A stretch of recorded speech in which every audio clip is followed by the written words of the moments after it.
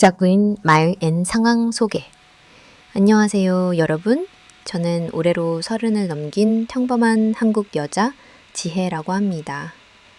어쩌면 제 이야기는 한 번쯤 모두가 지나칠 수도 있는 흔한 결혼 준비 이야기처럼 들릴지 모르겠습니다. 하지만 저에게는 삶에서 가장 큰 결정 중 하나였고 동시에 가장 아픈 상처로 남았기에 어렵게 이 글을 꺼냅니다.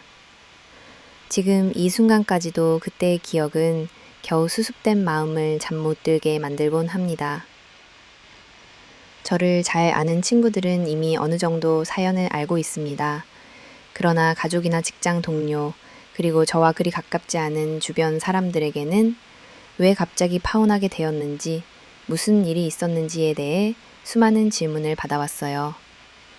그때마다 사정이 좀 있었다고만 얼버무렸지만 제 마음 안에서는 항상 설명하지 못한 답답함이 오래도록 남아 있었습니다.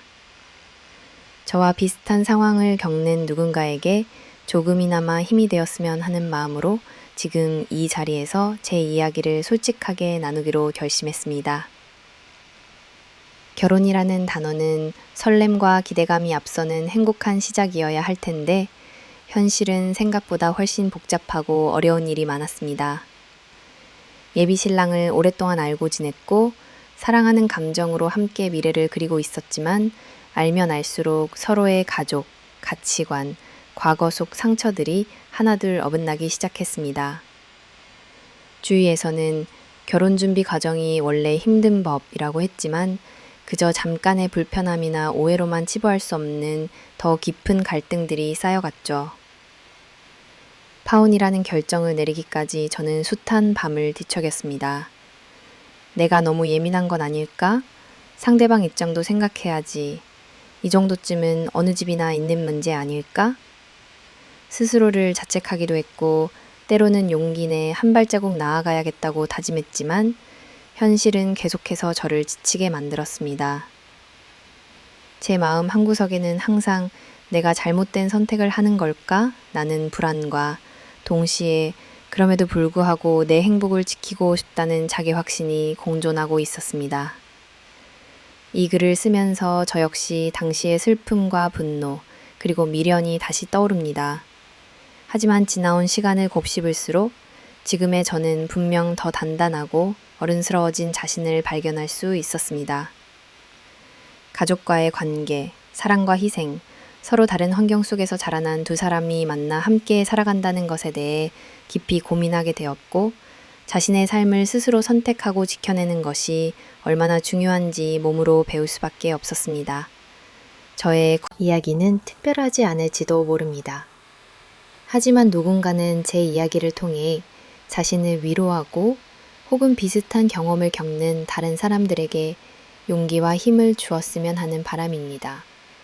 그래서 지금 이 순간 조심스럽지만 담담하게 저의 과거와 그 안에서 얻은 깨달음 그리고 앞으로 살아갈 다짐까지 이곳에 남깁니다.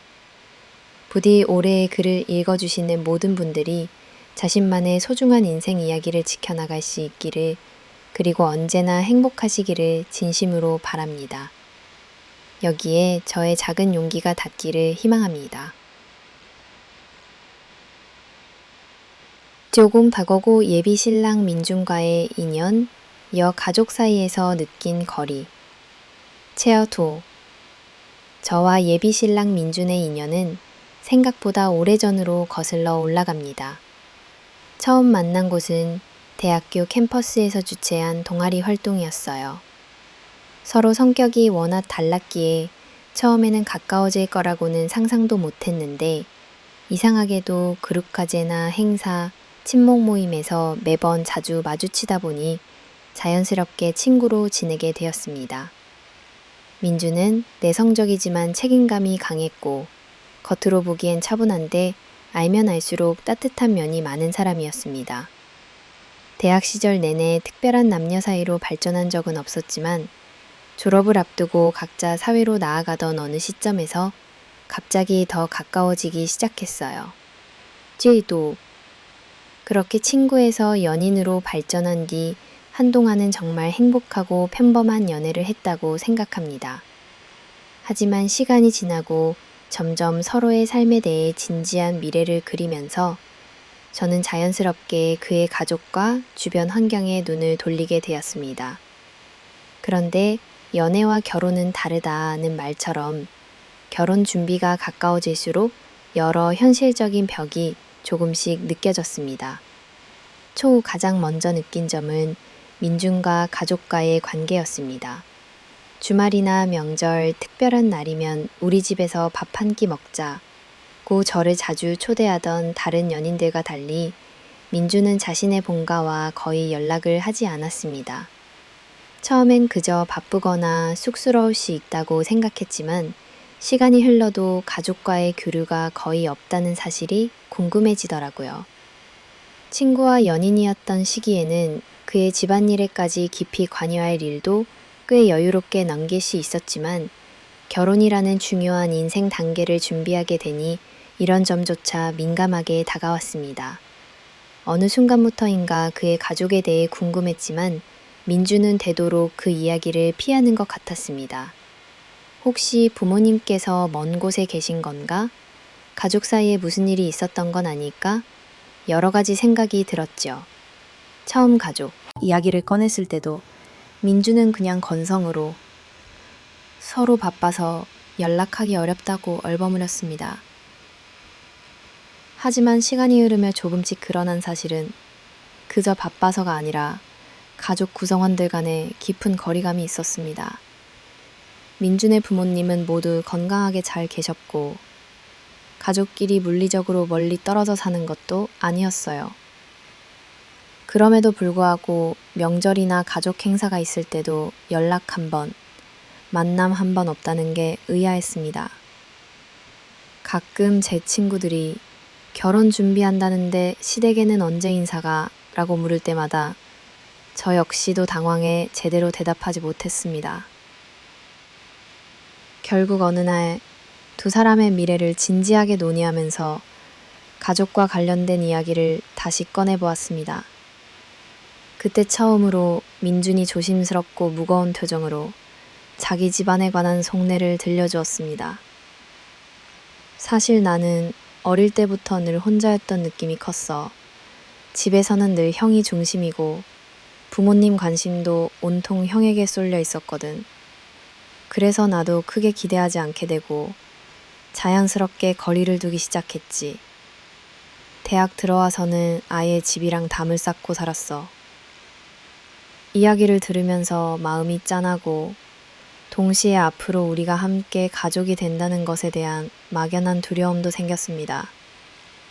연인이면 몰라도 결혼은 결국 두 집안이 한 가족이 되는 과정임을 알기에 더욱 신중해질 수밖에 없었죠. 친구로 있을 땐 그저 독립적인 성격이라 여겼던 민준의 모습이 이제는 가족 사이에서의 상처로 다가오니 어쩐지 당황스럽고 복잡한 감정들이 들었습니다. 옆집이나 주변에서는 요즘 젊은이들은 다 자기 인생 산다. 오히려 가족끼리 지나치게 가까운 것보다 각자의 삶이 나을 수도 있다는 말을 하지만 결혼식 등 큰 행사를 앞두고 집안 간 교류가 적은 점이 양가 부모님뿐 아니라 친구들 사이에서도 걱정거리로 떠올랐습니다. 결혼을 준비하면서 단순히 두 사람만의 문제가 아니라 두 집안의 분위기, 가치관, 그리고 가족 구성원들의 관계까지도 자연스럽게 연관되고 영향을 받는다는 현실을 점점 실감하게 되었습니다. 저는 조금씩 멀어지는 듯한 그리고 어쩐지 건널 수 없는 강을 마주한 기분이었어요. 내가 사랑하는 이 사람이 왜 이렇게까지 가족과 거리를 두는 걸까? 앞으로 우리가 만든 새로운 가족은 어떤 모습이 될까? 수많은 질문이 머릿속에서 맴돌았습니다. 민준과의 연애 초반에는 느끼지 못했던 가족이라는 주제 앞에서 저는 점점 고민이 많아지고 결혼 준비 과정이 단순함과 설렘 이상의 복잡한 감정과 불안으로 다가오기 시작했던 순간이었습니다. 민준 가족의 비밀과 차별의 실상. 민준과 결혼 이야기를 본격적으로 준비하면서 저는 본격적으로 그의 가족에 대해 더 깊이 알 기회가 생겼습니다. 처음에는 단순히 가족 간 거리가 있는 정도로만 생각했으나 점차 드러나는 이야기들은 그보다 훨씬 뿌리 깊은 상처와 복합적인 사정이 얽혀 있다는 것을 알게 되었습니다. 어느 날 민준이 아주 조심스럽고 깊은 한숨 끝에 입을 열었습니다. 나 어렸을 때부터 늘 형과 비교를 당했어. 부모님은 형만 바라보셨고 나는 항상 뒷전이었거든. 명절에도 생일에도 학교에서 상을 받아와도 부모님은 형이 더 잘해야 우리 집이 든든하다. 네가 더 노력해야 한다는 말만 하셨지. 인정받은 기억이 거의 없었던 것 같아. 처음엔 그저 민준만의 유난스러운 감정 아니었을까 했지만 구체적으로 들어보니 상상 이상이었습니다. 형은 학교, 동네, 친인척 모임에서 언제나 집안의 자랑이었고 작은 실수만 해도 민준 탓으로 돌리는 분위기가 있었다고 했습니다.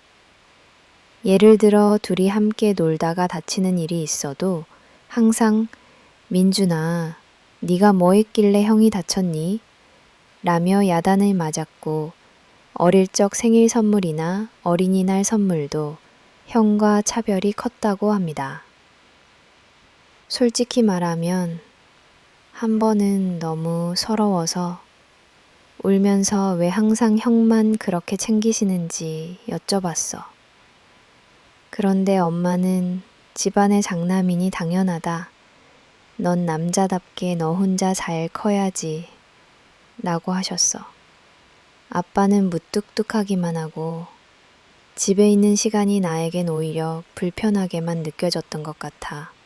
민주는 그렇게 이야기하며 옅은 미소를 지었지만 눈빛 어딘가엔 아직도 남아있는 서운함이 보였습니다. 민준의 회상에 따르면 그는 일찍이 자립심이 강해질 수밖에 없었다고 했습니다. 아무도 내 얘기를 들어주지 않으니까 그냥 내 힘으로 하고 싶은 걸 찾아서 해보자 했지. 집에서는 거의 입도 꾹 다물고 조용히 방에만 있었어. 고등학교 때 이후로는 가족이 모여 앉아 밥을 먹어본 기억도 별로 없어. 학교 다니던 시절 진로 상담도 스스로 했고 대학 지원도 나 혼자서 고민해서 정했지. 심지어 그가 어렸을 때 아팠던 적이 있는데 그때조차도 쓸데없이 아프다고 징징대지 말고 알아서 약 챙겨 먹으라 는 식으로 냉대에 가까이. 충격적이었던 건 이 모든 과정이 집안 사람들에겐 전혀 차별로 인식되지 않았다는 점이었습니다. 엄마, 아빠, 그리고 형까지도 다 그럴 수 있는 것이라고 너무 당연하게 여기는 거야. 내가 어릴 때 가끔 화난 척 하거나 떨어져 있으면 사춘기라 예민한가 보네 하고 말고는 왜 섭섭했는지 진지하게 말 걸어온 적이 한 번도 없어. 형도 별로 미안해하지 않고 결국 나 혼자만 계속 쌓아두었지. 민주는 대학에 와서 첫 자유를 느꼈다고 합니다. 비로소 혼자만의 시간을 가질 수 있었고 친구들과 어울릴 때 진짜 가족 같은 따뜻함을 처음 경험했다고도 했어요. 대학생이 된 이후로 돈도 내가 벌고 방값도 충당하고 어디든 마음대로 다녔지. 명절에 어쩌다 집에 들러도 부모님은 왜 왔냐 눈치고 형은 늘 바쁜 척만 했어. 이런 얘기를 들으며 저는 처음으로 가족이라는 단어가 민준에게 오히려 상처이자 족쇄처럼 남아있다는 걸 알게 되었습니다.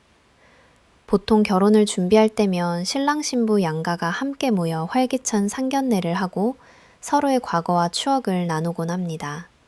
하지만 우리는 처음부터 꽤 대면대면한 분위기를 예감해야 했죠. 민주는 혹시 결혼해도 부모님이 우리에게 별다른 관심을 갖지 않을 수 있다. 그 부분을 미리 감안해달라고 부탁하기까지 했습니다. 하지만 저는 당시만 해도 그래도 결혼하면 조금씩 나아질 수 있지 않을까, 내가 열심히 다가가면 가족 분위기도 변하지 않을까 하는 막연한 희망이 있었습니다. 그러나 시간이 지날수록 민준의 두려움과 상처가 하루아침에 지워지지 않는다는 걸 점점 더 실감할 수밖에 없었습니다. 이렇듯 민준의 집안에 얽힌 깊은 비밀과 아프도록 지속된 차별의 흔적들은 우리가 꾸미려고 했던 미래를 꺼림칙하게 만들었습니다. 저는 그제서야 민준이 왜 결혼이라는 큰 결정을 두고서도 끝내 마음 한구석이 불안해했던 이유를 조금이나마 이해하게 되었습니다. 영모사는 예비시댁 방문과 그 안에 숨어있던 갈등의 조짐, 민준과 진지하게 미래를 그리게 되면서 드디어 저도 예비시댁을 방문해 정식으로 인사를 드릴 기회를 맞이하게 되었습니다. 첫 만남을 앞두고 솔직히 많은 걱정과 설렘이 교차했어요. 그동안 민준에게서 그의 가족 이야기를 들으면서도 실제로 가족 구성원들을 직접 마주하는 것은 또 다르겠다는 생각에 꽤 긴장한 마음으로 시댁에 들어서게 됐습니다. 생각보다는 훨씬 평범하고 조용한 분위기였어요. 민준의 어머니는 밝은 미소로 집으로 시야를 들어오는 저를 환영해 주셨고, 아버지는 과묵한 모습이었지만 차분하게 인사를 건네셨죠.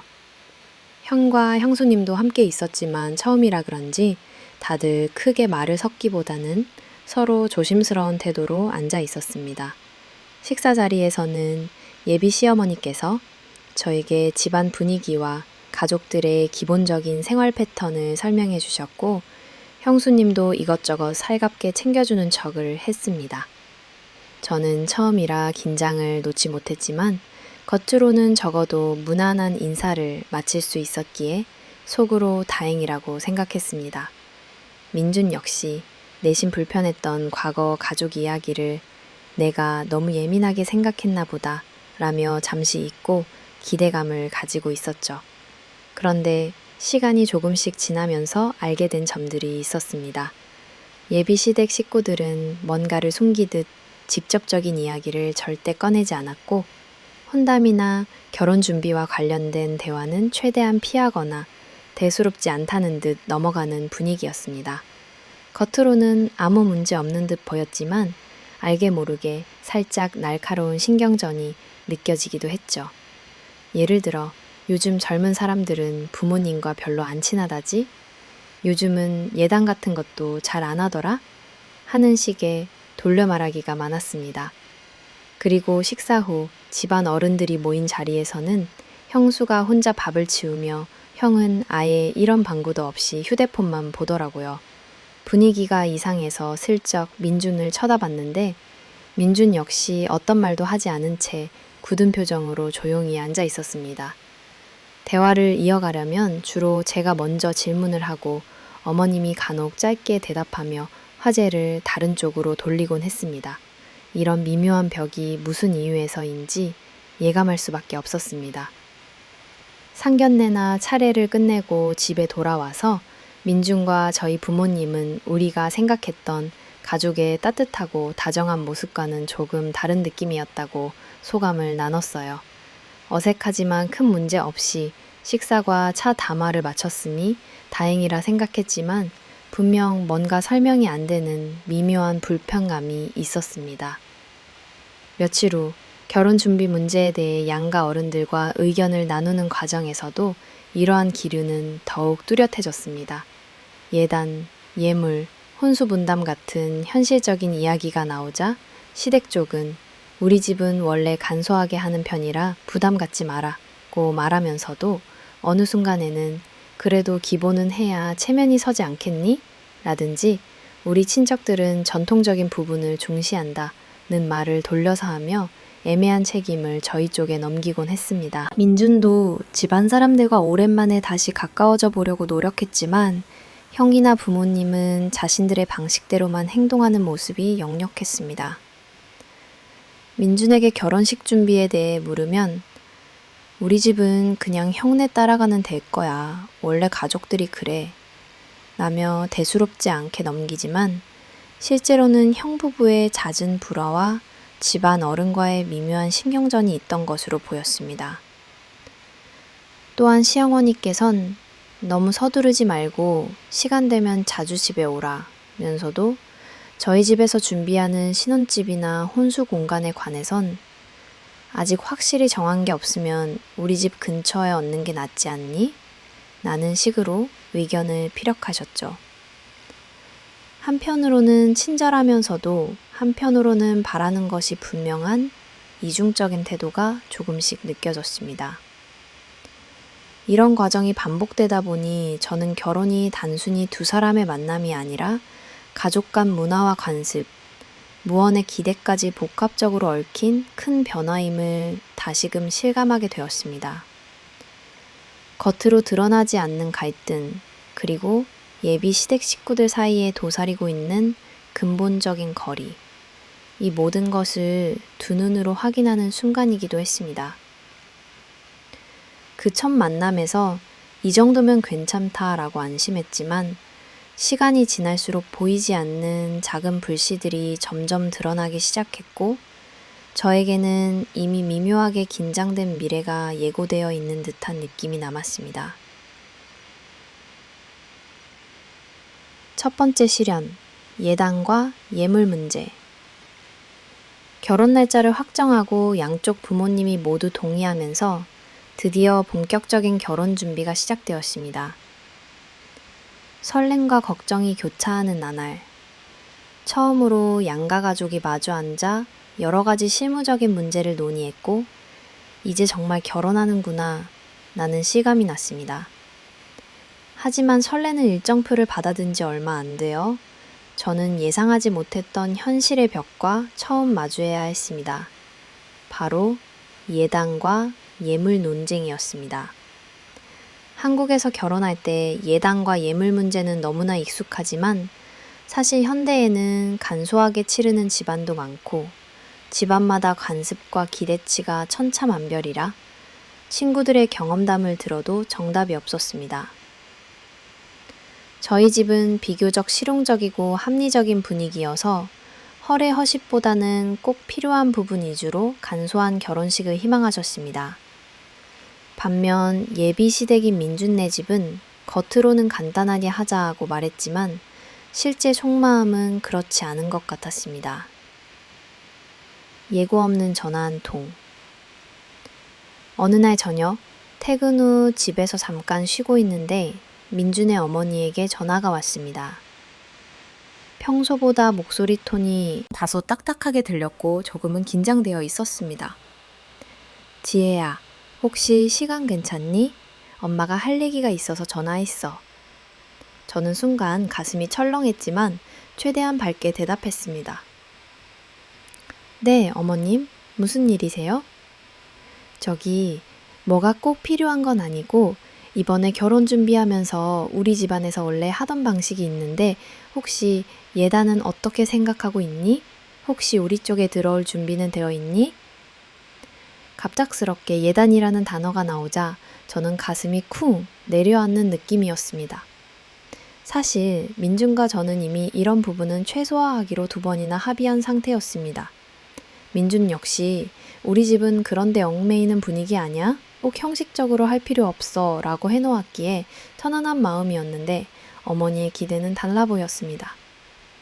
네, 저희는 원래 서로 많이 간소화해서 하기로 생각했었는데 혹시 어머님 생각이 다르시다면 말씀해 주세요. 아유, 엄마는 지혜니가 뭐든 부담될까봐 걱정되긴 하는데 그래도 네가 우리 민준이 아내가 될 사람이니까 그 예단이라는 게 그냥 단순한 관습이 아니라 집안의 첫인사 또 우리 친척들 보는 체면이란 말이야. 전에 너희 형도 결혼할 때 보면 이불 세트도 친척마다 다 주고 시댁에도 은수저 반상기 같은 것도 다 준비해서 보냈거든. 너희 집에서는 어떻게 하는지 몰라도 우리 쪽에서는 친척들 기대도 있고. 어머니는 조심스럽게 말하지만 이미 분위기는 꼭 준비해야 한다는 뉘앙스였습니다. 아, 혹시 그러면 구체적으로 누가 어떤 걸 받으시나요? 저희가 지금 예단, 예물, 혼수 전반적으로 다 간소화하기로 민준 씨랑 얘기했던 터라 혹시 민준 씨께서 어머님께 말씀 안 드렸나요? 순간 어머니 목소리가 한층 높아졌습니다. 아이고, 그런 건 너희들끼리 결정하지 말고 어른들끼리 얘기해야 하는 거야.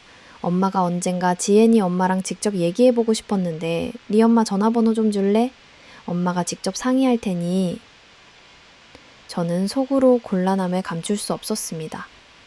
어색한 침묵 끝에 조심스럽게 말씀드렸습니다. 어머님, 저희 집도 어머님께서 저희 신혼집을 해주신다고 하셔서 정말 감사하게 생각하고 있고 그래서 저희끼리는 딱히 예단, 예물 정도는 안 하기로 합의했었어요.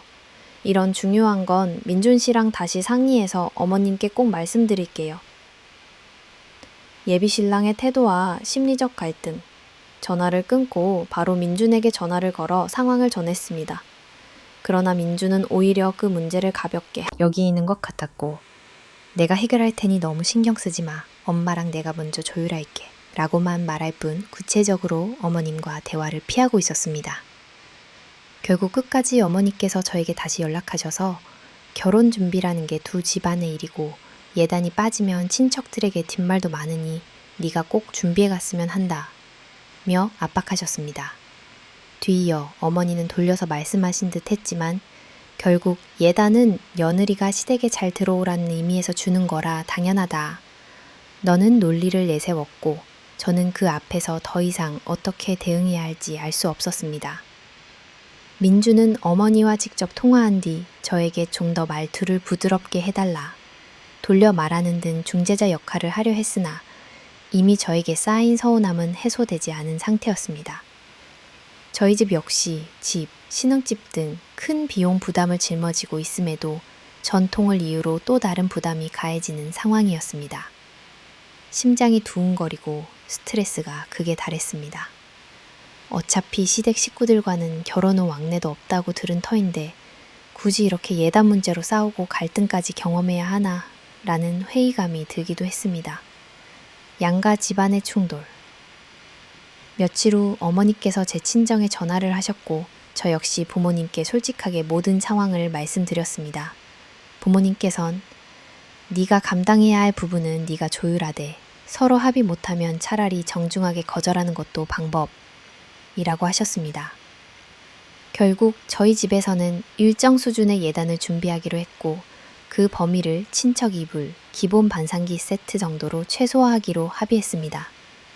하지만 시댁 쪽의 반응은 여전히 미묘했습니다.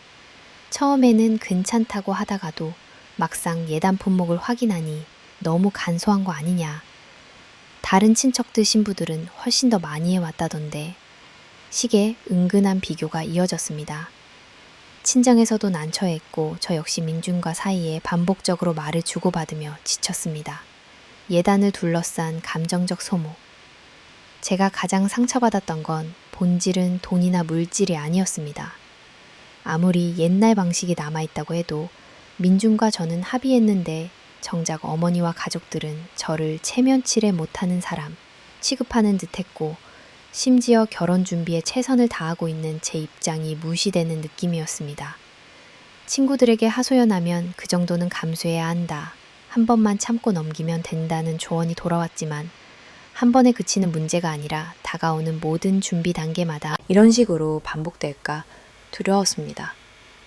나를 더욱 힘들게 했던 시부모님의 태도, 변화, 예물, 혼수, 잔치 규모 등 다른 문제로 넘어가려 할 때마다 어머님은 네가 얼마나 성의를 보이느냐에 따라 시어머니, 며느리 관계가 결정될 거라는 뉘앙스를 주셨고 저 역시 점점 더 소심해지고 있었습니다.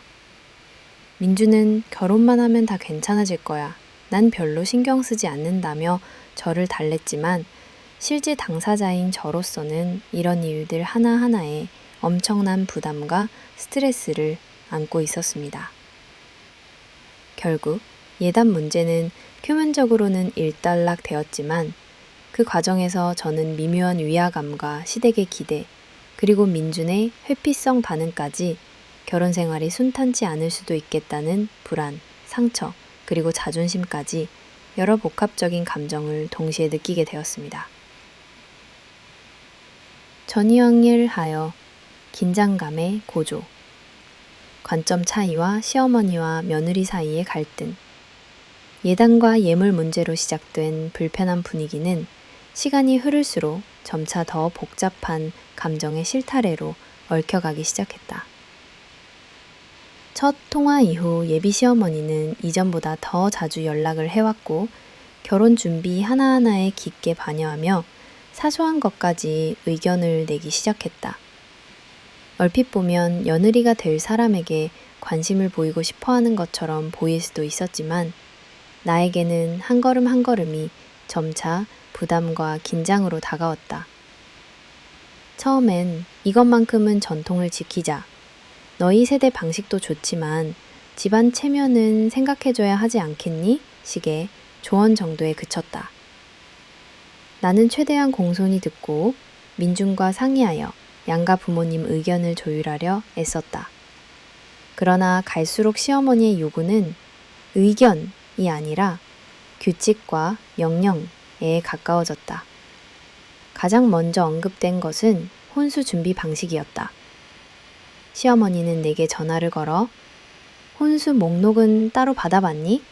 친구나 그릇 세트처럼 중요한 건 우리 식대로 맞춰줘야 해. 요즘 신부들이 인터넷 보고 대충 준비하는데 우리 집안은 그런 거 허락 못해. 라고 단호하게 말했다. 나는 이미 부모님과 상의하여 실용적인 품목들로 리스트를 짜두었기에 조심히 설명했지만 대화가 진행될수록 시어머니는 그래도 형수대로 다 맞췄으니 네가 이번에도 제대로 준비해야 해. 라고 강조했다. 시어머니의 간섭과 부당함, 문제는 여기서 그치지 않았다. 사소한 외모와 생활 습관까지 시어머니의 가이드라인이 이어졌다.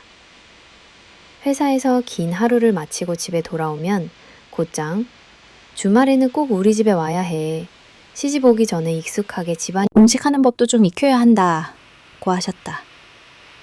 한번 불참하겠다고 하면 벌써 며느리 될 사람이 벌써부터 이러면 어떡하니? 라는 핀장이 돌아왔다. 머리카락 색깔이나 손톱 관리 같은 것도 문제였다. 머리는 지나치게 밝은 색은 안 돼. 손톱은 그런 화려한 색은 시집 오기 전에 다 빼버려야 해. 시댁 어른들 앞에서는 단정한 게 우선이야. 라고 반복해서 강조했다. 처음엔 이해하려 노력했다.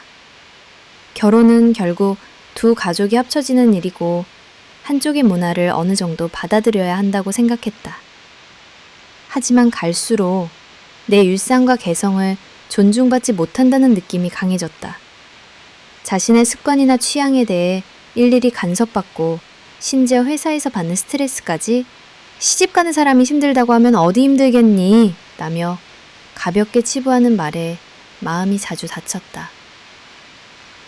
민준과의 다툼, 소통의 한계, 이런 갈등이 반복될수록 나는 민준에게 조금씩 불만을 털어놨다. 왜 항상 너의 가족 기준에만 맞추라고 하지? 나도 사람이고 내 생각이 있는데 너가 중간에서 내 입장 좀 얘기해 줄 수 없어? 민준은 처음엔 내 얘기를 그냥 다들 결혼 전엔 겪는 일이다 라고 넘겼다. 형네도 그랬고 우리 엄마가 좀 보수적인 편이라 그런 거야. 그냥 너가 조금만 참고 넘어가면 결국엔 잘 지낼 수 있을 거야. 라며 상황을 가볍게 인식했다. 나는 이 문제를 그냥 넘길 수 없었다. 그래서 어느 날 민준에게 좀 더 단호한 어조로 말했다. 나는 네 엄마 말에 감정이 상하고 이 결혼이 내가 뭔가를 희생해야만 유지되는 거라면 정말 계속 가야 하는지 모르겠다. 민준아, 너가 만약 내 입장이면 어떻게 했겠어? 민준은 잠깐 당황하더니 내가 다시 엄마한테 잘 얘기해 볼게. 근데 너가 너무 예민하게 받아들이는 것 같아. 엄마도 너가 힘들까봐 그러는 거야. 라며 나를 달래곤 했다. 이 대화들은 해결책이 되지 못한 채 오히려 갈수록 실망과 신뢰의 균열만 깊어졌다. 주말에 시댁에 갈 땐 꾸짖음을 피하려 괜히 더 조용해졌고 복장과 말투에 신경을 곤두세운 채 어색한 시간을 보냈다. 함께 일했던 회사 동료들은 며느리가 되기 참 쉽지 않다면서도 이 시기만 넘기면 괜찮아질 거야 라고 위로했다. 하지만 내 마음 한구석엔 내가 없어지는 듯한 얇은 종이처럼 시들어가는 자존감이 쌓여갔다. 반복되는 비교, 시댁 식구들의 이중잣대. 이런 갈등의 또 다른 불씨는 바로 형수와의 비교였다. 시어머니는 자주 형수도 처음엔 힘들어도 다 맞춰줬다. 우리 집안 여자들은 다 경실하다는 말을 했다. 그리고 어느 날엔 친척들 앞에서 노골적으로 형수는 결혼 준비를 정말 정석대로 했다. 친정에서 예단도 풍성하게 해오고 시댁 일에도 최선을 다했다며 슬쩍 나를 의식하게 만들었다. 형수님도 겉으로는 친절했지만 종종 나도 힘들었지만 솔직히 한번 참고 넘어가면 시집에서 자리 잡기 쉬워 라고 선배 며느리인 양 충고를 건넸다. 그럴 때마다 민준의 가족 안에 들어가는 일이 당연한 것이 아니라 외부인이 억지로 끼어드는 것처럼 느껴졌고 애써 숨기려던 위축감이 쑥쑥 커졌다. 갈등이 최고조에 이르던 날, 어느 날 예단과 예물 문제로 촉발된 작은 오해가 민준과의 심각한 다툼으로 번졌다. 그날 나는 정말 참을 수 없는 울분이 몰려왔다. 민준아, 나 정말 힘들어. 네 엄마가 정말로 나를 며느리로 생각하는지 모르겠어. 결혼은 둘의 문제라 했잖아. 왜 엄마 말이 전부가 돼야 해? 그러자 민준도 날카로운 어조로 내가 너 이해시키고 싶은데 네가 너무 솔직하게 말하면 우리 집 사람들이 상처받아. 내가 조용히 다 정리할 테니까 너무 앞서지 말고 맡겨줘. 알겠지? 라며 날 다그쳤다. 나는 결국 울음을 터뜨렸다. 내 진심은 이해받지 못한 채 며느리로서 해야 할 역할을 강요받는 현실이 너무 괴로웠다. 잠 못 드는 밤마다 내가 부족한 걸까? 내가 너무 자신의 감정에만 치우친 걸까? 자책했지만 누군가 나를 우리 가족으로 받아주지 못한 채 표면적 역할만 기대한다는 생각에 마음이 계속 얼어붙었다. 점점 무너지는 신뢰, 그리고 나 자신과의 싸움. 시간이 갈수록 내 감정은 더욱 예민해졌다. 집에 있어도 직장에서 일해도 항상 마음 한구석에 또 어떤 요구가 올까? 오늘은 어떤 비교와 지적을 들어야 할까라는 불안이 도사렸다. 사소한 결혼 준비 일정 하나에도 양가 식구의 입장이 다르고 당연하다는 듯 내 기대와 다르게 일을 돌리고 형식적이고 이기적인 말들이 오갈 때마다 점점 결혼에 대한 환상과 믿음이 와르르 무너졌다. 시어머니는 끊임없이 네가 모든 걸 예쁘게 참고 넘기면 좋은 며느리가 될 수 있다. 그게 우리 집에서 체면을 세우는 길이라고 주문했다. 민주는 여전히 갈등을 중재하기보단 피하거나 남들 다 그렇게 산다. 무심한 위로만 반복했다. 밖에서 겪었던 모멸감보다 가족이라는 울타리 안에서 내면에 받은 외로움이 진짜 견디기 힘든 괴로움이었다. 이 결혼, 과연 내 행복을 지킬 수 있을까? 계속된 간섭, 견해 차이, 민준과의 신뢰까지 무너질 듯 불안한 가운데 나는 자기 자신에게 수없이 질문했다. 이대로 결혼을 강행하면 나는 점점 더 위축되고 내 인생에서 정말 소중한 것들을 잃게 될까? 희생만으로 사랑과 가족이 완성될 수 있을까? 누군가는 참아야 잘 산다고 말하지만 나는 내 감정도 내 삶도 관철할 수 없다는 결론에 조금씩 가까워졌다. 그리고 어느 순간 결심했다. 나도 그리고 내 부모님도 단 한 번뿐인 인생에서 더 소중한 가치를 찾고 내 행복의 주체는 결국 나라는 것을. 긴장이 고조되고 신뢰가 깨지고 갈등이 반복됐지만 그 모든 과정은 내게 결혼뿐 아니라 인생에서도 절대 헛된 경험이 아니었음을, 그때 힘겨움이 결국은 나를 단단하게 만들어줄 밑거름이 되었음을 뒤늦게라도 깨닫게 되었다. 모눈지민 뜻밖의 반지 사건과 가보라는 이름의 선물, 결혼식 준비가 거의 막바지에 이르렀을 무렵 나는 시댁에서 진짜 가족 구성원이 된다는 실감과 함께 조금은 덤덤하고 피로감마저 느끼고 있었다. 반복되는 상의와 갈등, 예단 예물 문제와 양가의 기대 차이, 그리고 끊임없는 관습적 요구에 내 마음은 어느새 만신창이가 되었고 더 이상 무엇이 나를 기다리는지 두려울 뿐이었다. 그렇지만 모든 어려움이 지나가면 결국 환하게 웃으며 신부가 되어 있겠지. 나는 희망 하나에 억지로라도 자기 위안을 삼으며 버티던 어느 날이었다. 농어온 즈민 예비 시어머니의 갑작스러운 연락. 그날 역시 평소처럼 직장에서 퇴근해 집에 막 들어섰을 때 전화벨이 울렸다. 화면에는 민준 어머니라는 이름이 떴다. 순간 또 무슨 지적이거나 결혼 이야기일까 긴장했지만 목소리는 의외로 평소보다 한결 밝아 보였다. 지혜야, 혹시 내일 시간 괜찮니? 엄마가 잠깐 집으로 오라고 하고 싶은 게 있어서 그래. 노모온 주민, 나는 의아했으나 몇 번이나 불려가면서 한층 단련된 마음으로 부드럽게 대답했다. 네, 어머님, 내일 몇 시가 괜찮으실까요? 점심쯤 와서 엄마랑 같이 밥 먹고 잠깐 앉았다가 아주 특별한 일 있으니까 빈손으로 오지 않아도 된다. 알겠지? 왜인지 묘하게 강조하는 말투와 특별한 것이라는 단어가 마음 한켠에 스치고 지나갔다. 뭔가 중요한 선물이나 혹은 신부에게 특별히 주는 집안 물건이 아닐까 막연한 상상을 하며 약속된 낮 시각에 맞춰 시댁에 도착했다. 가보라는 환상과 현실.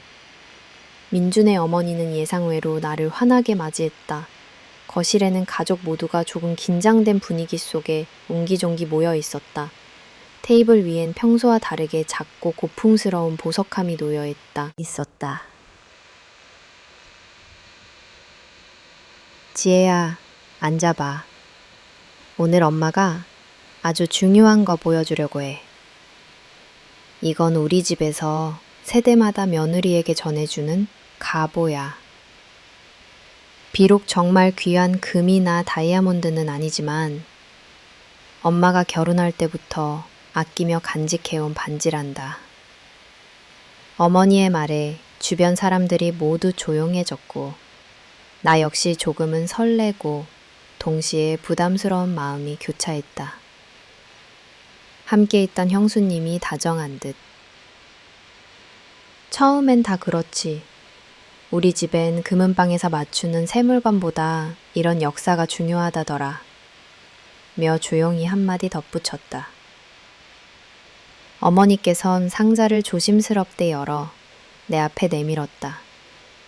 상자 안에는 오래되어 다소 색이 바래고 작은 세공이 빛나는 금인지도 확실치 않은 반지 한 점이 들어있었다.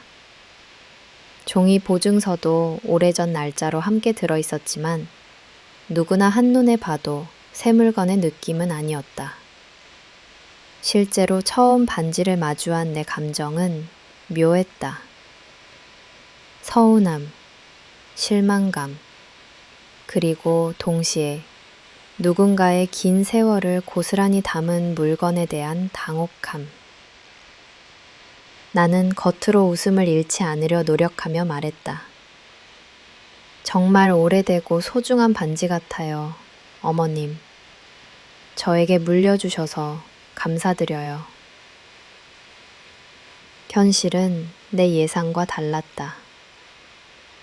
친구들 경험담에서처럼 시댁에서 결혼을 앞둔 며느리에게 금붙이나 신상보석 혹은 부유한 시댁은 통 큰 현금이나 귀금속을 주기도 하는데 내가 받은 가보는 낡고 빛바른 반지 하나였다. 잠재된 감정의 균열. 집에 돌아오는 길 나는 쓴웃음을 흘릴 수밖에 없었다. 민준에게 이 사실을 조심스럽게 언급하자 그는 오히려 이런 반응이었다. 우리 집에선 그 반지가 진짜 특별한 의미야. 엄마도 그걸 오랫동안 지켜왔고 진짜 가족만 받을 수 있는 거라서 그런 거야. 신상 반지보다 훨씬 가치 있는 거니까 섭섭하게 생각하지 마. 하지만 이상하게도 섭섭함이 지워지지 않았다.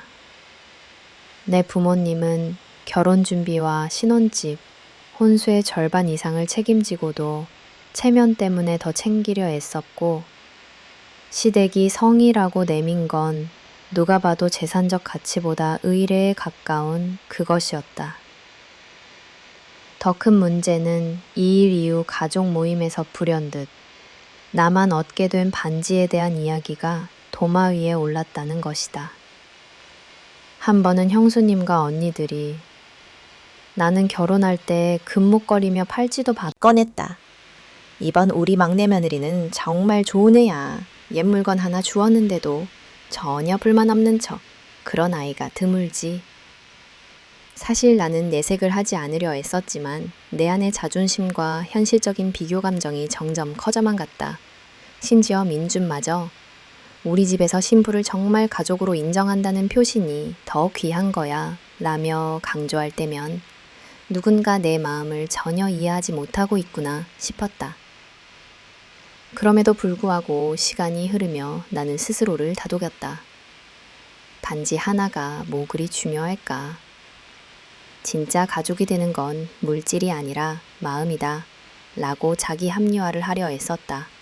하지만 어김없이 비교와 수근거린 전의 형수는 뭐뭐 받았다. 이번엔 시댁 경제가 어려워진 것 같다고 은근한 뒷말까지 퍼진다는 소문에 쉽게 마음을 다잡기도 어려웠다. 결국 이 뜻밖의 반지 사건은 단순히 선물 하나를 넘어 나와 시댁 가족들 간에 존재하는 시선, 관행, 기대치, 그리고 보이지 않던 거리마저 도드라지게 만들었다. 내가 진짜 주인공이 아니라 단지 제도 속 한 존재, 심지어 성의와 전통을 쥐어짜 맞춰주는 도구 같다는 씁쓸한 감정에 잠을 이루지 못한 밤이 많았다. 나를 돌아보며 이후로도 결혼 준비나 명절 모임이 있을 때마다 그 반지는 마치 내가 시댁에서 받은 인정을 상징하는 듯 내 손가락에 끼워져 있었다. 바깥에서는 정말 특별한 가족만이 받을 수 있다고 칭찬하지만 속으로는 늘 공허함이 사라지지 않았다. 이 경험을 통해 나는 깨달았다. 결혼이란 결코 물질이나 겉으로 보이는 형식만으로 채워지지 않는다는 것. 그리고 내가 진정 원하는 것은 특별한 반지나 금부치가 아니라 나라는 사람 자체가 존중받는 가족의 일원임을 느끼게 해주는 진심이란 걸.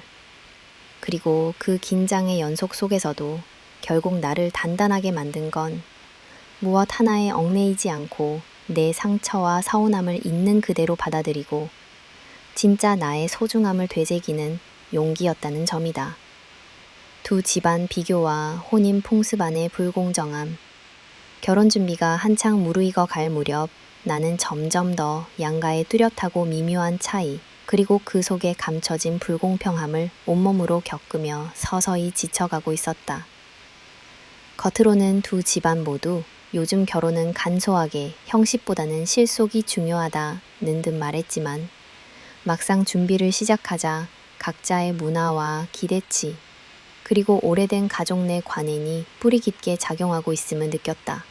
그 차이는 결혼식 당일이나 예물 혼수 문제처럼 눈에 보이는 장난에서도 드러났고, 그보다 더 아픈 불합리의 순간은 남들이 모르는 사소한 대화, 비교, 집안의 뒷말 등 수많은 일상 속에 조용히 스며들었다. 그 집은 대체 뭘 해오나? 비교의 시작. 첫 시작은 사소한 곳에서 비롯됐다. 민준의 형수가 가족 모임에서 나지막이 던진 한마디였다. 지혜 씨네는 예단 많이 준비했어? 요즘은 그래도 뭐 좀 해와야 한다더라. 그 말 한마디에 순간 분위기가 미묘하게 얼어붙었다. 시댁 어른들도 은근히 나와 친정 부모님의 준비 태도를 눈여겨보기 시작했다. 두 집안의 눈에 보이지 않는 스펙 싸움. 서로가 서로를 치켜 세우기보단 한 발 뒤에서 누가 더 못했냐는 비교가 서서히 시작된 셈이었다. 분명 내 친정 부모님은 이미 신혼집 마련, 결혼비 준비, 잔치 비용까지 대부분을 부담했다. 그럼에도 시댁에서는 전통적으로 며느리 쪽에서 친척들 돌리는 이불, 명품 식기, 예단 보자기까지 빠짐없는 게 관례, 라며 부담을 더했다. 반면 민준네 측에서는 신랑 예물이나 혼수 원조에 대해선 서두르지 않은 채 우린 원래 간소한 집안이라 큰 거 안 한다 고 말할 뿐 실질적인 비용 지원 혹은 배려는 거의 이루어지지 않았다. 형수와의 은근한 경쟁과 불문율. 혹자는 누구 집 며느리는 현금 1,000만 원 예단을 해왔다던데 누구네 집은 집과 차까지 다 해줬다더라 는 주변의 풍문을 근거로 은근한 비교 심리를 부추겼고 시댁 친척들에게서 너무 심플하면 예의에 어긋난다. 그래도 어느 정도 보여줄 건 보여야 한다. 라는 식의 돌려 말한 충고가 이어졌다. 더 얄미운 건 형수의 존재였다. 형수는 자신의 결혼 때 받은 황금 목걸이, 팔찌 이야기, 예단 바구니 한가득 사진, 결혼식 때 받았던 집안 어른들의 격려금까지 의도치 않게 자랑했다. 민준 어머니 역시 형수네 땐 온 친척들에게 직접 개별 선물도 다 챙겼는데 이번은 시대가 달라졌다고 해도 너무 간단하게만 하면 혹시라도 말이 나올 수 있다며 압박을 넣었다. 나와 우리 부모님은 최대한 실속 있게 하면서도 예를 갖추기 위해 쉬지 않고 준비했지만 기성세대의 기준엔 늘 조금 부족하다는 분위기였다. 세대기니 약간의 흠은 당연히 있을 거라는 묵시적 시선, 그리고 형수와 비교해서 어떠냐는 경쟁 심리가 곳곳에 배어 있어 자존심도 마음의 여유도 점차 무너져갔다.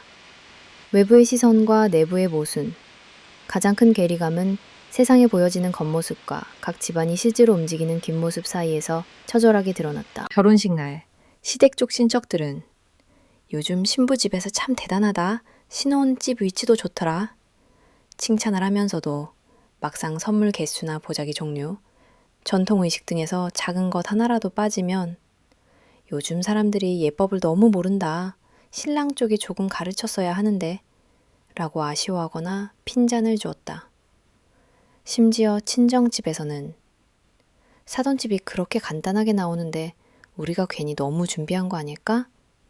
그래도 딸 인생인데 뭐든 최대한 해주는 게 맞아. 라는 부담과 자책을 늘어놓으며 내색하지 못한 불편함을 토로했다. 서로 눈치만 보는 두 집안 사이에서 나는 이래저래 중간에서 불합리의 무게를 홀로 감당해야 했다. 단 한 번도 비교의 대상이 아니었던 나 자신. 기억에 남는 건 어느 오후 결혼식 메이크업을 받으면서 들었던 친척 아주머니의 한마디였다. 요즘 신부들은 고생이 많겠다. 그래도 네 혼자 감당해야 할 일이 많겠지? 그 말은 위로처럼 들렸지만 사실은 모든 부담과 희생이 당연하다는 슬픈 자조였다.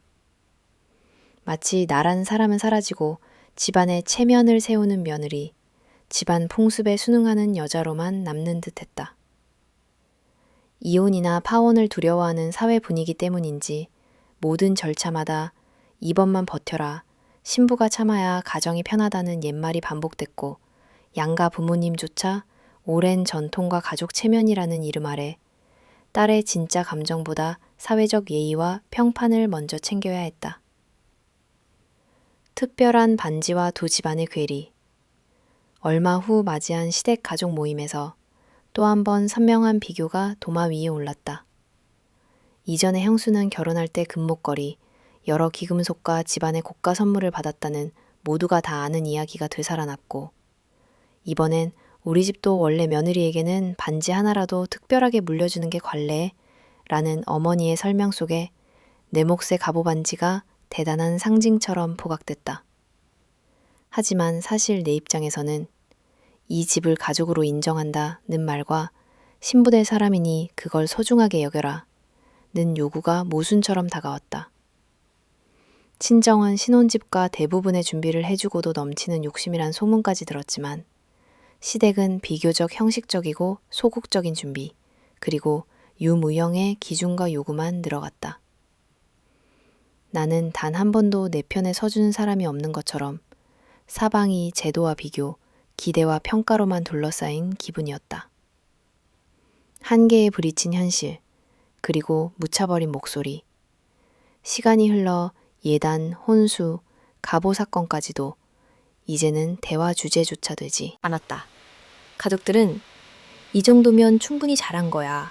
다른 집에 비하면 우리도 나은 편이야. 라고 다독였지만 내 안에 남은 씁쓸함, 그리고 이 모든 차별과 불공정함이 사실 남들 눈에는 전혀 드러나지 않는다는 사실만이 점점 나를 외롭게 만들었다.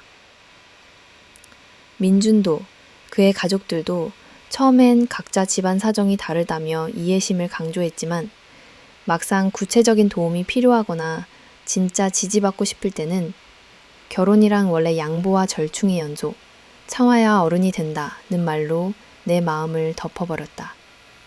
남들이 보는 신부로서의 외양은 그럴듯하게 만들어졌을지 몰라도 사회와 가족의 제도 속에서 사랑이나 꿈은 언제나 뒷전이었다.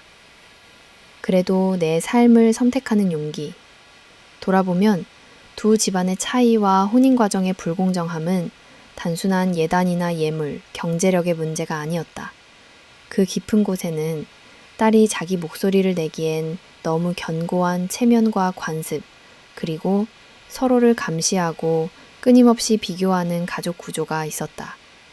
양쪽 집안 모두에 대한 미움이 아니라 이 모든 모순 앞에서 나조차 나를 보호하려는 본능, 그리고 결국 내 삶의 행복을 내가 선택하겠다는 다짐만이 마지막 힘이 되었다.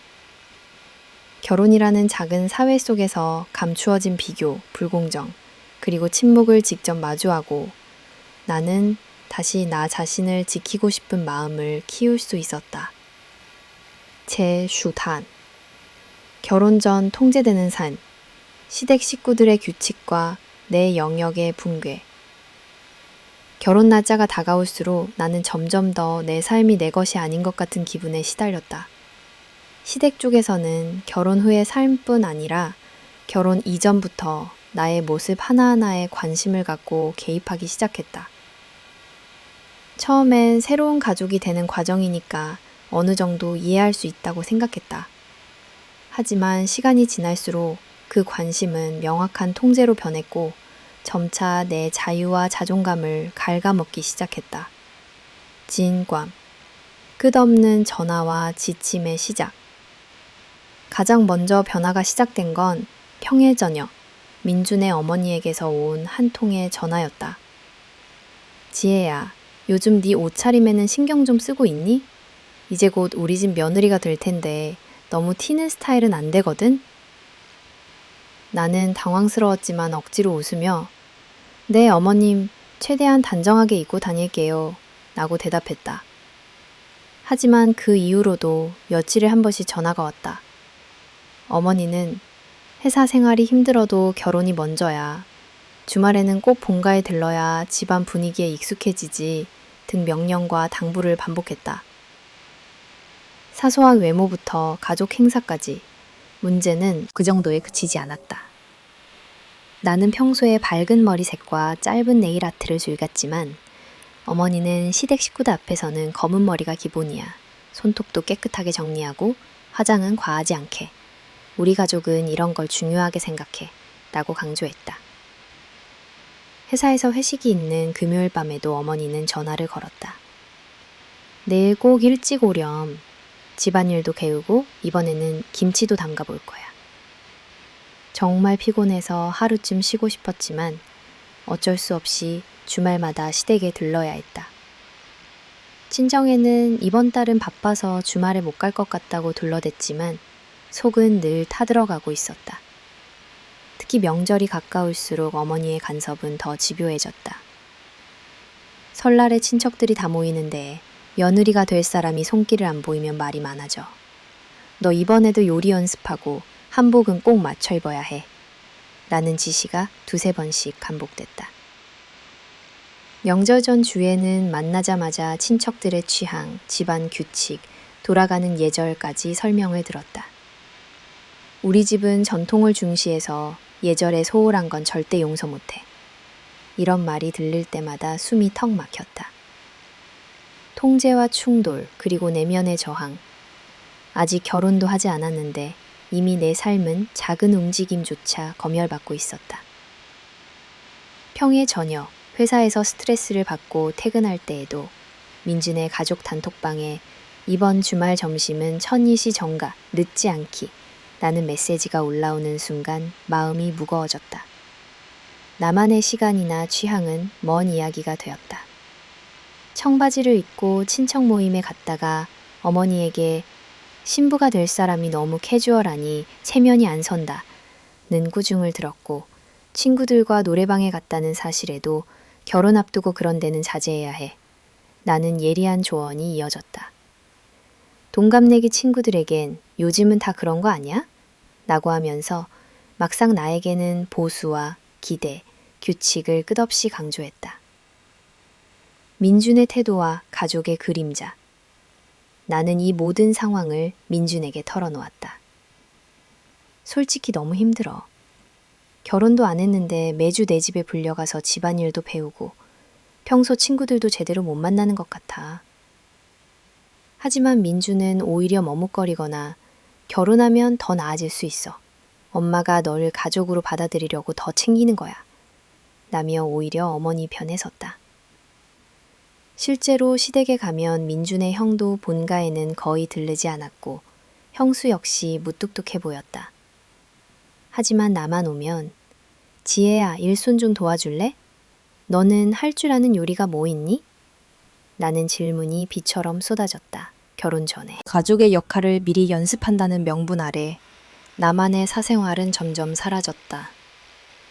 정해진 규칙과 양가의 온도 차이, 친정과 시댁의 분위기는 아예 달랐다. 친정에서는 네가 바쁘면 이번 달엔 그냥 쉬지. 몸이 힘들 땐 언제든 집으로 와. 라며 쉼을 허락해 주었지만 시댁 쪽은 가족이 되려면 먼저 루틴에 익숙해져야 한다는 논리로 매주 일정을 지정했다.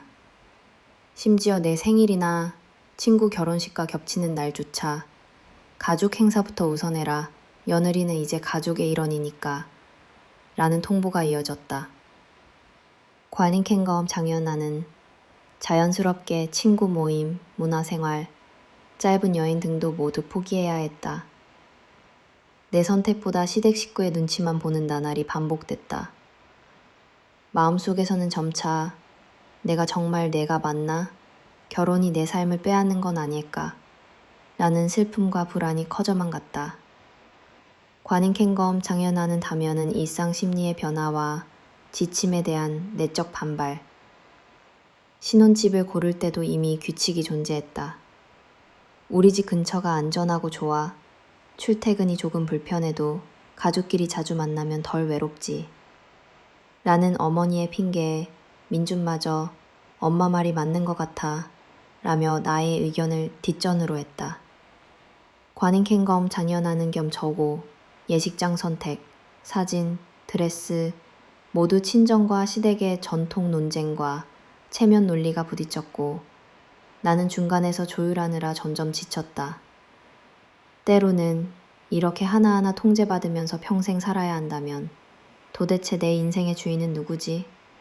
나는 반문밖에 떠오르지 않았다. 특히 주말마다 시댁에 가야 하는 점, 명절 전 준비 모임, 상대 집안 어르신에게 일일이 인사를 먼저 드려야 한다는 규칙, 심지어는 어떤 일을 할 때 누구에게 먼저 물어야 한다는 관습까지 모든 것이 예비 며느리를 위한 훈련이자 내 독립적인 존재를 점점 침식하는 기둥 같았다. 관인캔검 방연하는 나날과 작은 반항. 거린캔검 한 달 전 나는 더 이상 견딜 수가 없었다. 그토록 애써 맞추고 참아왔던 내면의 분노가 걷잡을 수 없이 쌓여 있었다. 어느 날 민준의 가족 단체방에서 어머니가 이번 주부터는 본가 들을 때 간편하게 오지 말고 한복이나 정장 차림을 신경 써서 오렴. 이라고 했다. 나는 그 알림을 보며 휴대폰을 던져버릴 뻔했다. 이것까지도 따라야 하나. 내 심장은 터질 듯 했고 눈물은 저절로 차올랐다. 순간적으로 핑계를 만들어 결국 한 번은 시댁 방문을 거절했다. 어머니는 이래서야 결혼이 제대로 될까 걱정이다 라며 실망감을 나타냈지만 그때만큼은 나를 지키고 싶었다. 나를 되찾는 다짐. 나는 깨달았다. 타인의 규칙에 끊임없이 맞추기만 한다면 내 인생에서 진짜 의미와 기쁨은 사라지고 만다는 것. 결혼 전에 이미 며느리의 역할에 매몰되던 순간 나는 나라는 이름을 되찾고 싶다는 결연한 각성을 했다. 적어도 한 번은 나는 내 방식으로 살고 싶다고 외치고 싶다는 욕구가 내 안에서 피어올랐다. 곧 결혼을 앞두고 있었지만 이 통제받는 삶 속에서 나는 점차 내면의 용기와 조용한 저항의 힘을 길러나갔다. 앞으로 무엇을 선택하든 내 가치와 권리를 반드시 잊지 않겠다는 결심만은 굳게 다지는 계기가 되었다. 갈등이 정점에 달하다. 집 나눔 문제와 시댁의 진짜 속내. 결혼식 날짜가 2달 앞으로 다가온 어느 날, 나는 민준과 함께 신혼집 문제를 상의 중이었다. 양쪽 부모님과도 신혼집 위치와 관리, 비용 등을 여러 번 조율해 왔고 표면적으로는 모두 원만하게 흘러가는 분위기였다. 친정 부모님은 내 행복을 최우선으로 신경 써주셨고 신혼집 마련에도 큰 도움을 주면서도 나의 의사를 최대한 존중했다. 반면 시댁 쪽에서는 꾸준히 작게 시작해도 된다. 요즘은 미니멀하게 살아야 한다는 말을 해왔지만 어느 순간부터인가 집 문제에 미묘하게 깊게 개입하기 시작했다.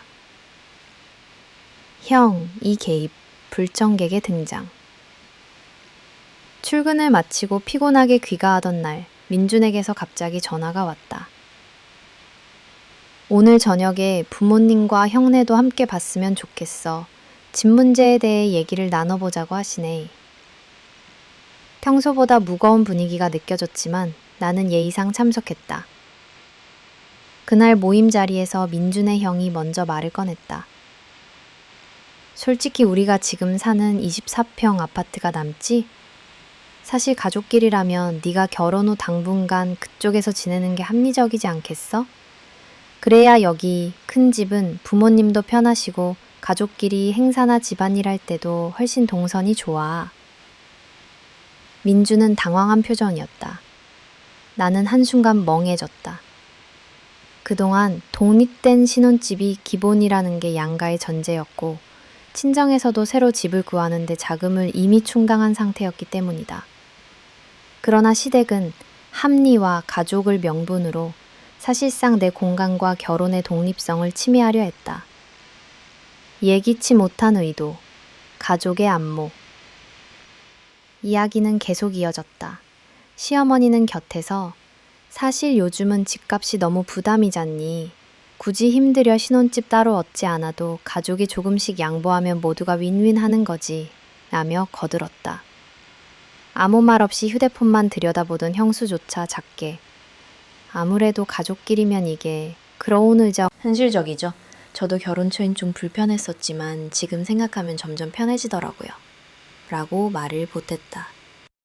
나는 그제서야 왜 그동안 형네 가족이 민준네 부모님 집에 자주 드나들었는지 명절마다 대가족이 빽빽하게 모였는지 이해할 수 있을 것 같았다. 그 모든 모습이 가족이니까 당연히 한 공간에서 서로 부대껴야 한다는 암묵적 룰 아래 이루어졌던 것이다. 내 의견은 어디에도 없었다. 그 순간 나는 내 역할과 이치가 더없이 초라하게 느껴졌다. 결혼의 주체임에도 누구도 내 생각이나 편의를 묻지 않았다. 민준조차 부모님의 눈치를 살피며 내가 집에 남아서 부모님 도와드리면 좋긴 하지 라는 어중간한 태도로 나왔다.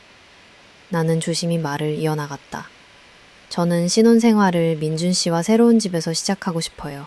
이미 친정에서 집을 마련해 주시기도 했고 각자 공간을 갖는 게 더 건강하지 않을까요? 하지만 분위기는 냉랭해졌다. 시아버지는 가족끼리 이 정도도 타협하지 못한다면 앞으로 네가 이 집에서 어떻게 지내겠니?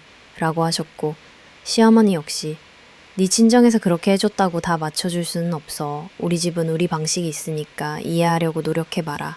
라고 덧붙였다. 가족이라는 이름의 희생 강요. 이 상황에서 내가 느낀 것은 두려움과 서러움만이 아니었다. 거듭 반복되는 집안의 규칙, 가족관계의 권력구조, 그리고 어린 며느리는 참고 따라야 한다는 압박이 한꺼번에 나를 덮쳤다. 대화를 나눈 후 집으로 돌아오는 길, 민준에게 다시 한번 내 의견을 피력했다. 도대체 나를 뭘로 보는 거야? 내 인생은 왜 내가 아닌 남의 합리라는 명분에 따라 정해져야 하는데 만약 네가 내 입장이었다면 이런 상황 받아들일 수 있겠어? 민준은 한숨을 푹 쉬고 그러니까 힘들어도 잠깐만 참고 형네랑 가족끼리 지내자. 엄마 아빠가 원하는 것도 있고 집도 넓으니까 서로 배려할 수도 있잖아. 이렇게까지 할 줄은 몰랐어. 라며 제대로 내 편을 들어주지 못했다. 현실을 직시한 뒤 찾아온 절망감. 며칠 뒤 나는 결국 친정 부모님께도 모든 사실을 털어놓았다. 어머니는 지혜야, 네가 정말 힘들면 안 참아도 돼. 네 행복이 중요하지. 남의 집 규칙 때문에 그렇게 고생할 필요 없어. 라며 내 손을 꼭 잡아주셨다. 그 순간 마음 한켠으로는 죄송스러움, 한켠으로는 억울함이 뒤섞였다. 이후 시댁에서는 며느리를 새 식구로 가다준다더니 결국 자기 식구밖에 모른다. 너무 자기 주장만 한다는 식의 뒷말이 돌았고, 민준과의 관계에도 균열이 깊어졌다. 민준은 나도 네 입장 이해하지만 가족이니까 참고 맞추는 게 맞지 않겠냐고만 반복했다. 이기적인 통합과 며느리의 부재, 그동안의 일들을 곱씹으며 나는 깨달았다. 가족이라는 이름으로 통합을 강요받으면서도 실상은 각자의 이익과 체면을 지키는데 급급했을 뿐이었다. 결혼은 둘의 약속임에도 내 목소리나 꿈은 한 번도 진지하게 다뤄지지 않았다. 집을 나눠 쓰는 것이 단지 공간의 문제가 아님을, 그 뒤에 숨어있던 시댁의 진짜 의도, 즉 젊은 세대의 희생과 충성, 가족 전체의 체면 유지, 그리고 며느리 입장에서는 자기 결정을 내려야 할 권리까지 박탈당하는 구조를 처참할 정도로 실체적으로 마주했다. 갈등의 절정에서 마주한 경계선, 분명 누군가는 말할 것이다. 가족끼리 못 나눌 게 뭐가 있냐고. 피 한 방울 안 섞인 사이도 한 식구가 되면 나눠 살아야 하지 않느냐고. 하지만 그 경계선이야말로 내 행복과 자유를 지키는 마지막 방어선임을 알게 됐다. 민준과의 끝없는 대화 끝에 내 행복을 위해 내 선택을 존중받고 싶다는 의사를 마지막으로 한 번 더 강조했다. 하지만 시댁의 태도는 끝내 바뀌지 않았다. 짙은 서운함과 분노, 한편으론 숨통이 트이는 해방감이 교차하는 가운데 나는 한 번뿐인 내 인생을 결코 남의 규칙대로만 살 수 없다는 결론에 더욱 가까워졌다.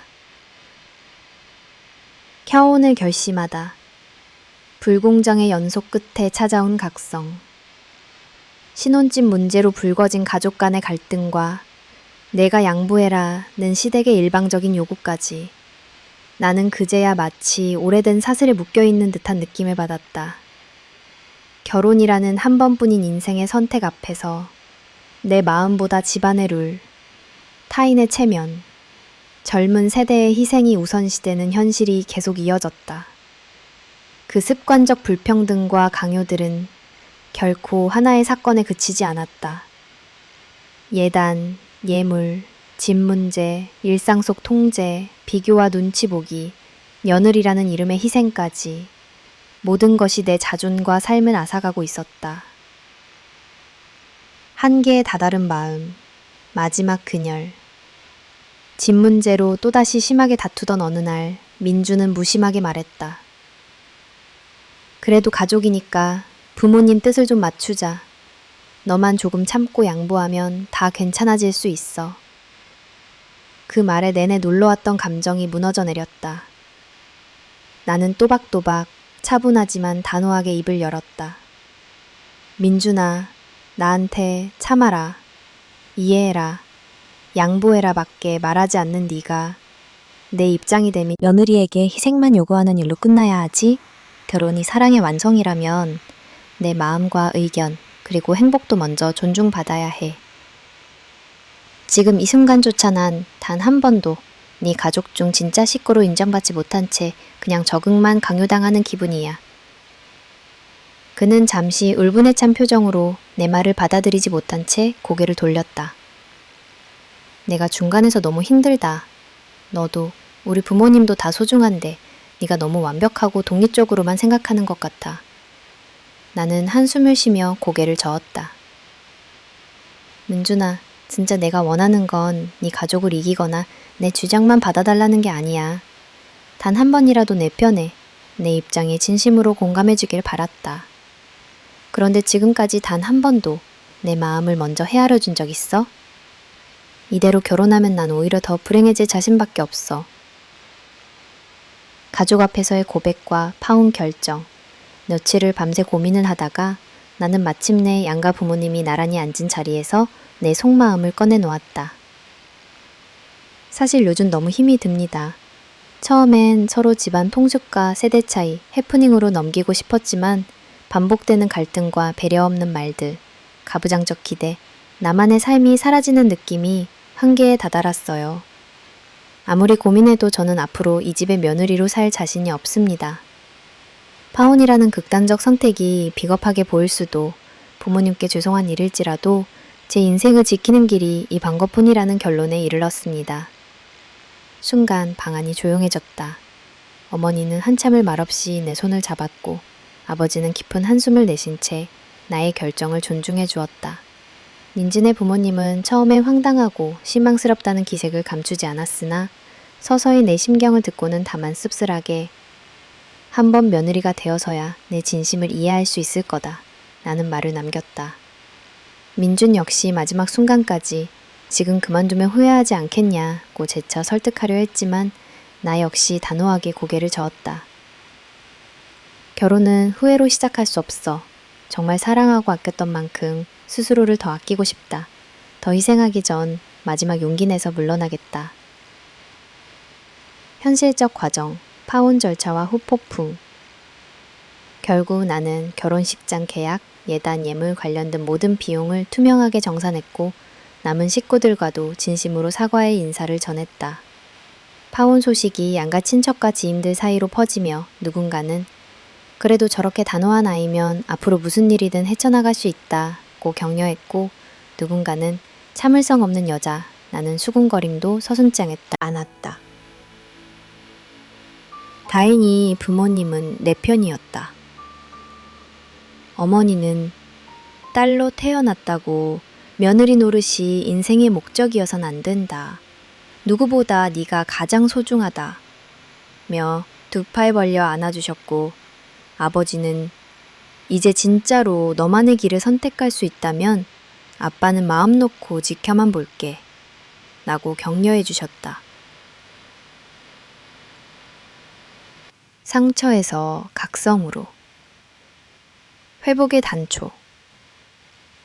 한동안 나는 회사도 휴직한 채 오직 나 자신을 돌보는 시간에 집중했다.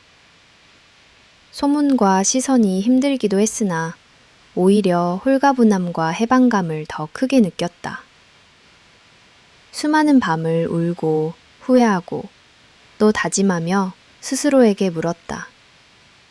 정말 내 행복이 무엇인지, 앞으로 어떤 삶을 살고 싶은지. 그렇게 한 계절이 지난 뒤 나는 유학 준비를 결심하게 됐다.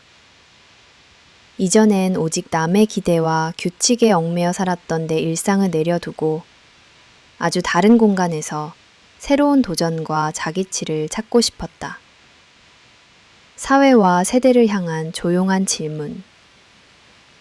이러한 경험을 곱씹으며 나는 우리 사회의 결혼과 가족, 며느리에게 요구되는 희생이 얼마나 당연하게 자리 잡혔는지 뒤늦게 깨달았다. 시댁 가족 구성원 누구도 아기로 날 힘들게 하려던 건 아니었지만 수십 년 이어진 관습이 내 장벽이 되어 새로운 가족을 받아들이지 못하게 했다. 그리고 나는 내 딸이 나와 같은 과정을 반복하지 않았으면 했다.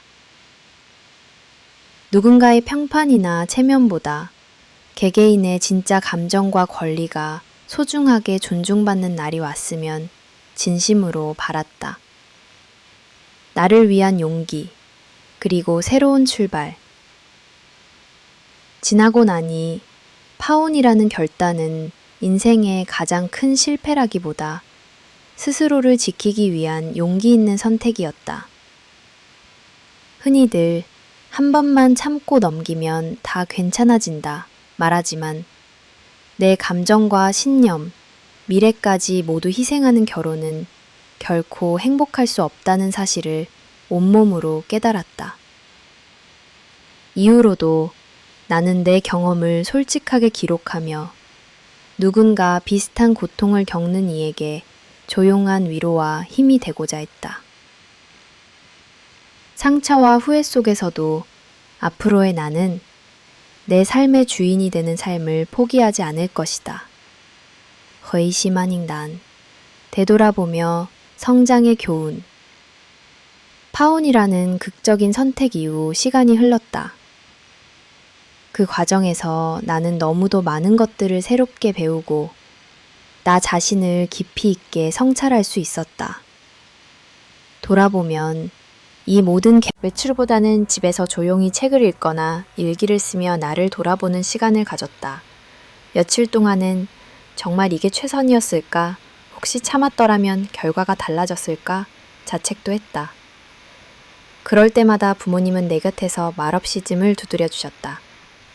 어머니는 네가 선택한 것이니 언젠가는 이 시간이 인생의 밑거름이 될 거야 라고.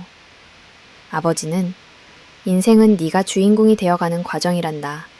남의 잣대에 맞추지 말고 네 목소리를 잃지 마라 고 격려해 주셨다. 부모님과의 진솔한 대화 속에서 다시 조금씩 평안을 되찾을 수 있었다. 친구, 사회, 그리고 오해로부터의 단단함. 파혼 사실이 주변에 알려졌을 때 친구 중에는 솔직한 위로를 건넨 이도 있었지만 누군가는 은근히 뒷이야기를 하고 시선을 피하기도 했다.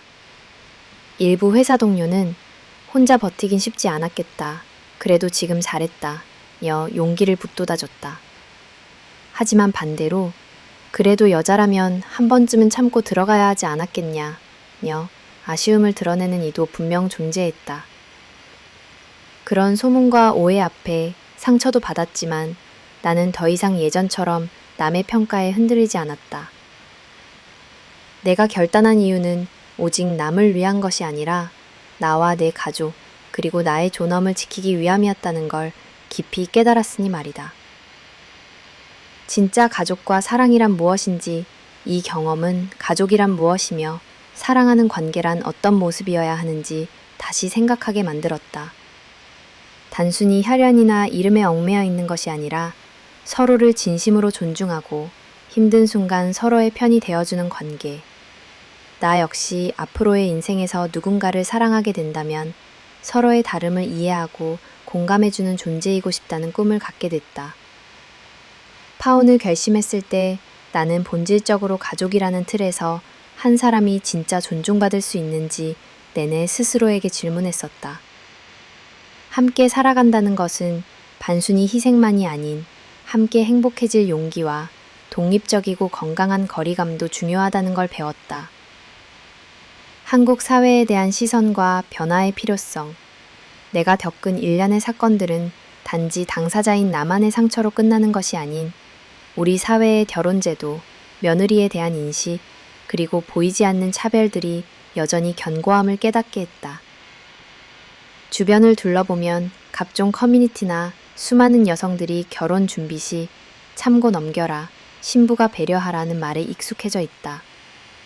하지만 그 반복된 희생이 과연 누구를 위한 것인지를 묻게 된다. 나는 이러한 순환을 스스로 끊어내기 위해 결단을 내렸다. 그리고 언젠가 내 딸이나 후배 세대에게 단순히 참고 순응하는 삶이 아닌 자신을 지키는 당당함과 자신의 감정과 행복을 소중하게 여기는 자세를 물려주고 싶다. 설령 사회가 변화의 속도가 더디다 해도 한 사람 한 사람의 용기가 결국 더 나은 미래를 만든다고 믿는다. 상처의 힘, 그리고 자기 돌봄의 지혜. 한동안은 상처라는 단어에 사로잡혀 살았다. 하지만 시간이 흐르면서 그 흔적을 스스로 어떻게 바라볼지에 따라 인생이 달라질 수 있다는 것도 알게 되었다. 아픈 기억도 솔직하게 마주하고 견딘 나 자신을 다정하게 안아주는 연습을 했다. 걷는 길에서 눈길을 마주친 이에게 한 번 더 미소를 지어주고 힘들다는 친구의 이야기를 더 진지하게 들어주려 노력했다. 자기 연민에 빠지기보다는 그 상처 위에 스스로 회복의 씨앗을 심었다.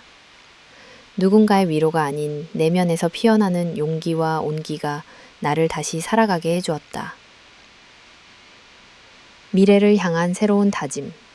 이번 경험은 내 삶의 주인이 누구여야 하는지 분명히 일깨워 주었다. 더 이상 남의 시선, 사회의 잣대, 가족이라는 구조에만 기대어 내 행복을 양보하지 않기로 다짐했다. 필요하다면 실패하거나 멈추는 것도 두려워하지 않기로 했다. 나는 곧 유학을 준비하며 이전과는 완전히 다른 시간 속에서 새로운 꿈과 인연, 또 다양한 삶의 방식을 접할 것이다. 언젠가 사랑과 파트너십이 또다시 내게 다가온다면 더욱 건강한 방식으로 상대를 마주할 수 있으리라 믿는다. 나만의 목소리 본받기, 그리고 삶의 소중함. 이제 나는 주변 사람이 뭐라고 하든 내 감정을 재단하거나 숨기지 않고 솔직하게 드러낸다. 하나님께 기도하든, 나 자신과 소리를 내어 대화하든, 늘 진짜 나의 목소리를 확인하려고 노력한다. 남의 인생을 대신 살아줄 사람은 없고 오직 나만이 나를 구할 수 있다는 너무 단순하지만 중요한 진리도 깨달았다. 마지막으로 이 기록을 남기며 또 다른 지혜들을 위해 글 끝을 맺고 싶다. 결혼, 가족, 실패, 성공, 상처와 꿈, 이 모든 것이 결국 자신을 만나는 지난한 통과 의례라는 사실을. 상처는 당신을 더 깊게 만들고 용기는 더 멀리 데려다 줄 것이다. 그 과정을 결코 두려워하지 말고 당신의 삶을 반드시 스스로 선택하길 나는 오늘도 간절히 응원한다. 이렇듯 나를 되돌아보고 얻은 성장의 교훈은 평생 나를 단단하게 지켜줄 나만의 자산이 되어준다. 때로는 상처받고 넘어지는 것조차 인생에서 가장 값진 문장이 될 수 있으니 말이다.